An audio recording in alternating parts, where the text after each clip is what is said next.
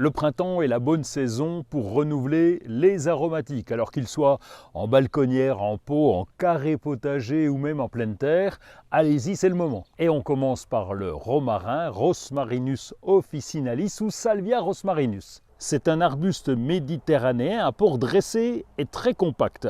Le feuillage est persistant, il est un peu gris-bleu et il est très aromatique. Le romarin peut atteindre jusqu'à 1,50 m de hauteur, voire jusqu'à 2 mètres. Il se cultive dans un endroit plutôt ensoleillé, dans un sol calcaire et surtout bien drainé. On utilise les branches de romarin fraîches ou séchées dans les plats. La fleur est aussi comestible et elle peut accompagner les desserts. La menthe que vous connaissez, là aussi c'est un grand classique. C'est une vivace qui peut avoir tendance à se développer facilement. Souvent, on la cultive en pot pour contrôler les racines. Elle aime tous les types de sol et il est préférable de lui éviter le plein soleil de l'après-midi. Il existe de nombreuses variétés de menthe, mais la menthe poivrée, Mentha piperita, en anglais peppermint, c'est celle qui contient le plus de menthol. La menthe poivrée est très largement utilisée en cuisine, mais aussi en herboristerie. Presque inutile de vous présenter le thym, c'est une herbe de Provence. Alors lui aussi il est vivace, il aime le plein soleil et les terrains bien drainés. Il peut pousser jusqu'à 1500 à 2000 mètres d'altitude.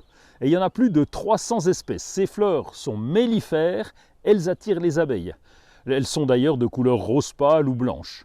Le thym est utilisé comme aromate en cuisine et comme plante médicinale dans les tisanes. L'origan, Organum vulgare, est une vivace alors là qui peut s'étaler jusqu'à près de 80 cm de diamètre. On retrouve l'origan dans toutes les cuisines méditerranéennes. Il est parfait dans les sauces tomates et les cuisiniers l'associent avec le basilic, le thym, etc. Et puis l'origan est parfois confondu avec la marjolaine ou l'origan des jardins. Mais bon, on veut dire que tous les deux sont utilisés de la même manière et ont les mêmes propriétés.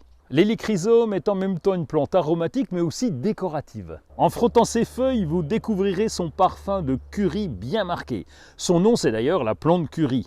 Hélichrysome italicum pour les intimes. C'est une plante de plein soleil et qui se bouture très facilement. Encore une incontournable, le basilic et son fameux pesto. Il y a de nombreuses variétés de basilic. Nous devons être prudents avec lui en fonction des régions. En effet, il est capable de prendre froid à partir de 5 degrés la nuit.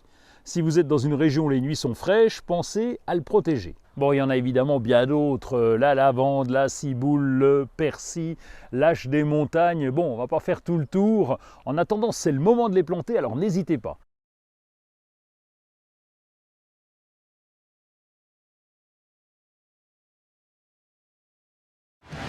Retrouvez tout France Bleu sur francebleu.fr.